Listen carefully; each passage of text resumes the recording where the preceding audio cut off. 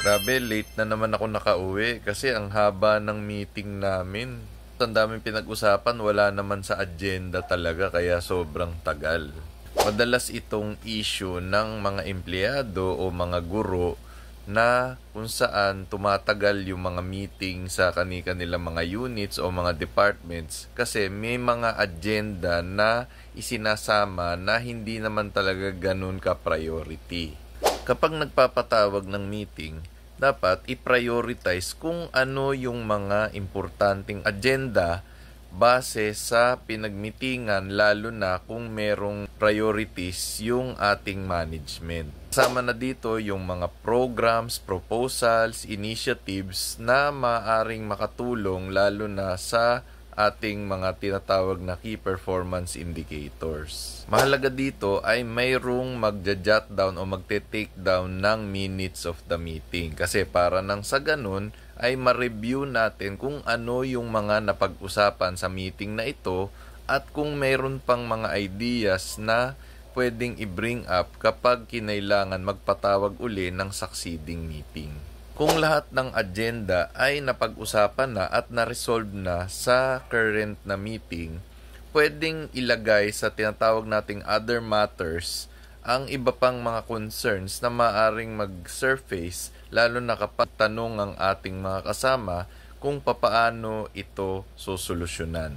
Kung sa tingin natin ay may mga concerns na kailangan ng mas mahabang oras, maaari nating sabihin sa ating mga colleagues na pwede natin pag-usapan yan sa isa pang meeting.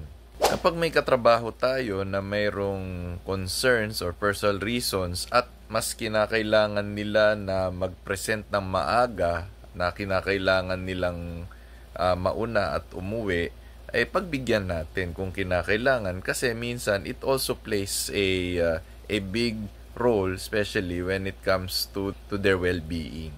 Keep track of the time po tayo kasi lalo na kapag yung meeting aabutin ng tanghalian o kaya ng merienda o kaya ng hapunan, syempre hindi naman natin kailangan sagutin yung kanilang lunch, pero isipin din natin na may mga kasama tayo na nagugutom, kaya kung kinakailangan na mag-wrap up na, sabihan na natin yung grupo na kung may mga iba pang tanong at wala pang maisip, pwede nating pa-agenda yan sa susunod na meeting. Maging mahinahon sa pagsagot sa mga tanong at sa mga concerns. Alam natin na may mga katrabaho tayo na may mga yung tipong may masabi lang o may matanong lang, pero do our best na masagot ito ng maayos at kung hindi sigurado, siyempre you have to use the correct words or yung mga words na hindi masyadong makakasakit ng kanilang damdamin.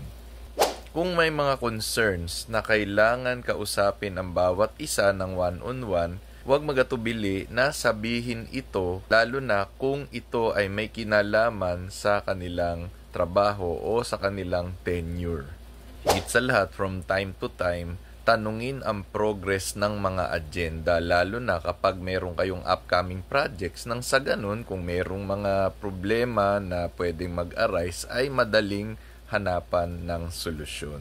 Hindi biro ang mag-organize ng meeting or ang magpa-meeting maya-maya. Kailangan mahalaga dito ay mapahiwatig natin sa ating mga kasamahan kung ano yung mga dapat ayusin, ano yung mga concerns at ano yung mga dapat gawin upang nang sa ganun ay mas maging matagumpay ang proyekto at ang direksyon ng ating mga departamento lalo na sa pagtuturo.